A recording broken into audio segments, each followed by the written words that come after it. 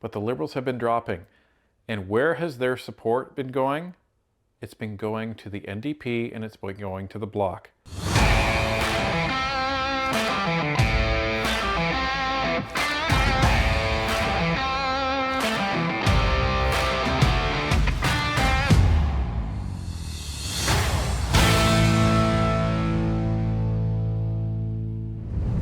With every passing month, Mark Carney is probably regretting more and more that he told Canadians to judge his performance by the cost of their food at the checkout counter. Well, a new consumer price index report just dropped, and it's not pretty, especially when it comes to the cost of food. Let's take a look. So, ladies and gentlemen, this is the latest data from Statistics Canada. And again, this is on the government's own website. This is their data, nobody else's.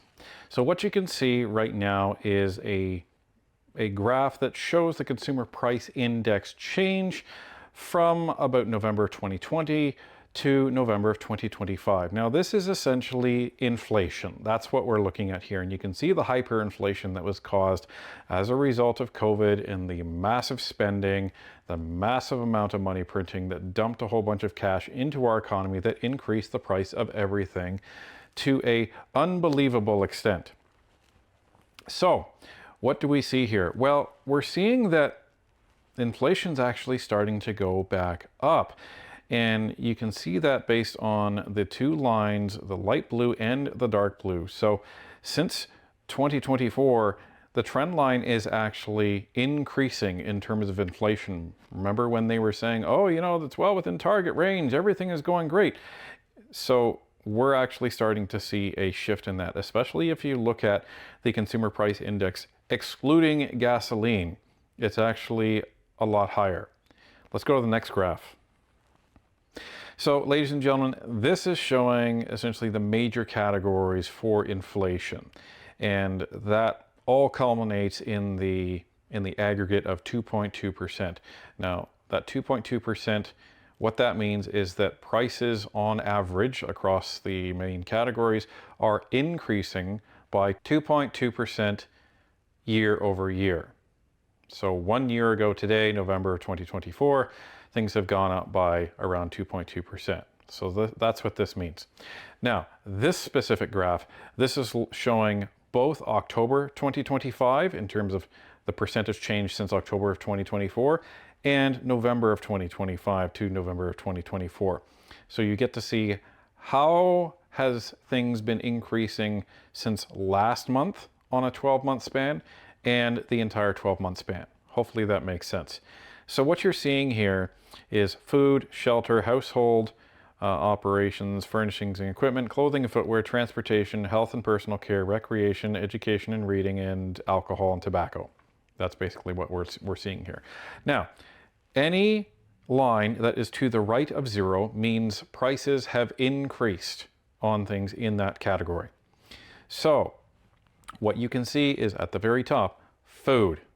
Food has been increasing at a ridiculous pace. So it's outpaced the target inflation of 2 and 3% in October, and it's increasingly outpacing target inflation in November of 2025. That's actually 4.2%. So that means since November of last year, prices on food on aggregate across the board have gone up 4.2%. That's a massive amount in 1 year, folks. And it's even more jarring because you can see that since October, it's increasing. So the increase in price is increasing as we go along. Shelter is still increasing, but it's increasing at a lower rate than it did in October. Household operations, furnishing equipment is increasing. Clothing and footwear.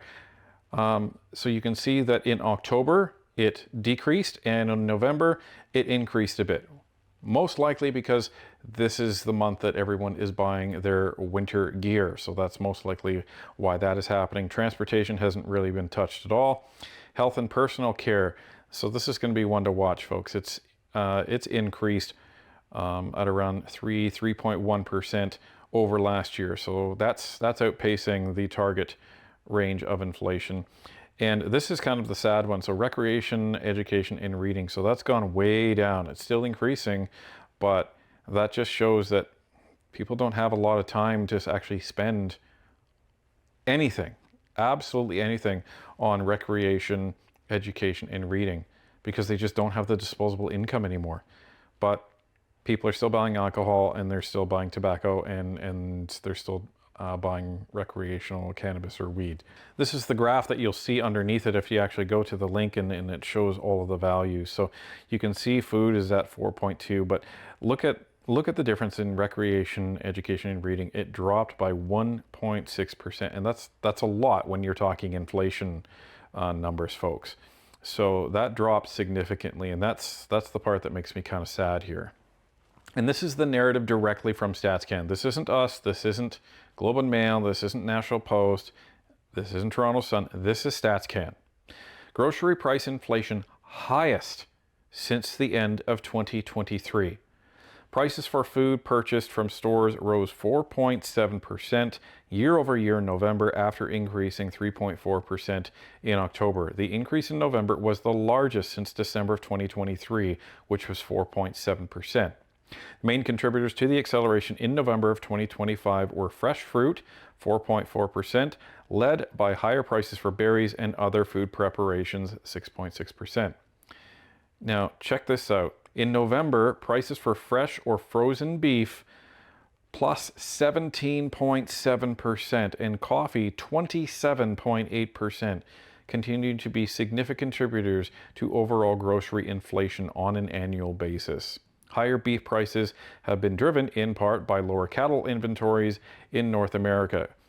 Coffee prices have been impacted by adverse weather conditions in growing regions and rose amid American tariffs on coffee-producing countries, which have contributed to higher prices for refined coffee. On a monthly basis, grocery prices rose 1.9% in November, the largest month-over-month increase since January of 2023. And lastly, this is another one to watch, folks. So this is that same graph, but the aggregate inflation by province. So what you're seeing here is you're starting to see, you're seeing in here 5 of Canada's provinces have actually increased their inflation rate since October. So Manitoba being one of them, Alberta being one of them, Ontario being one of them, and Newfoundland and Labrador being another one, as well as New Brunswick. And this is going to be something that we're going to need to watch because if these continue to creep up, we're going to be out of that, 3% inflation range. And that's going to be an issue because the higher inflation gets means the higher interest rates are going to get. And this brings us all the way back to Mark Carney.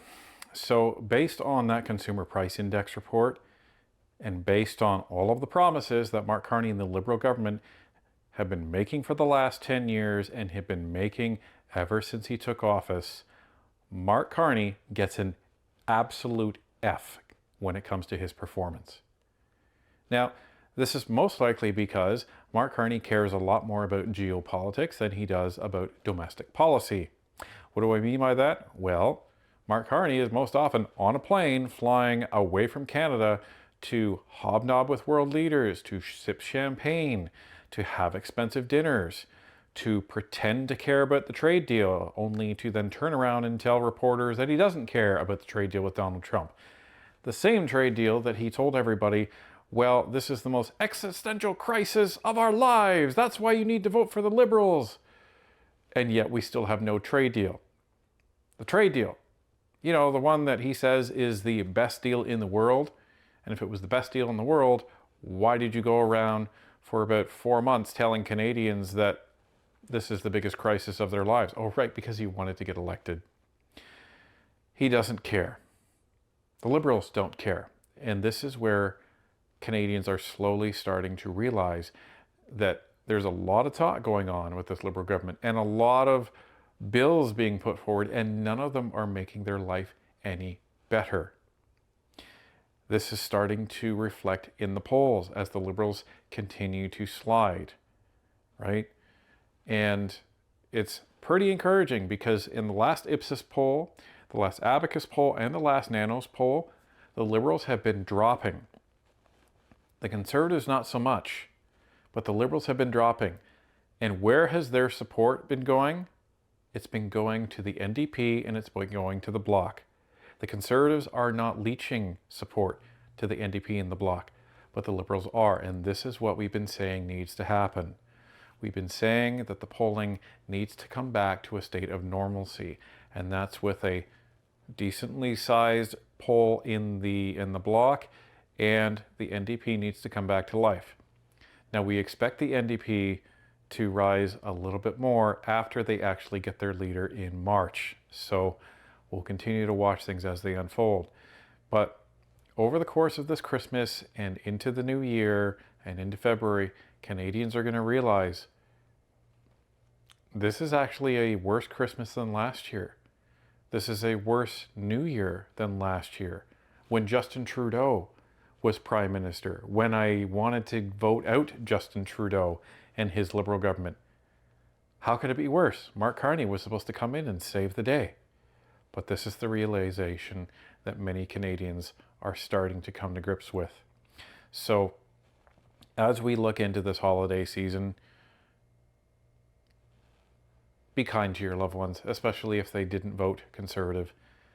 Every Liberal voter is a potential Conservative voter.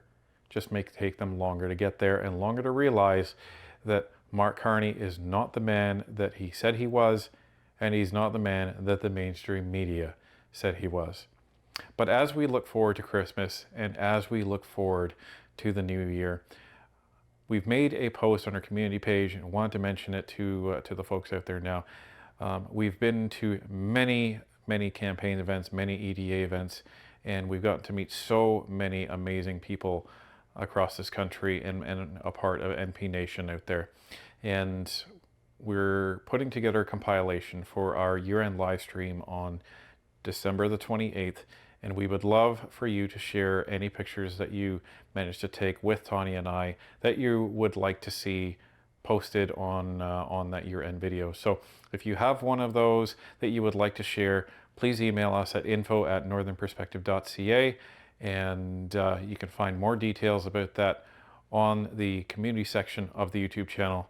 And we hope to see you at our New Year celebration, December 28th, 2025.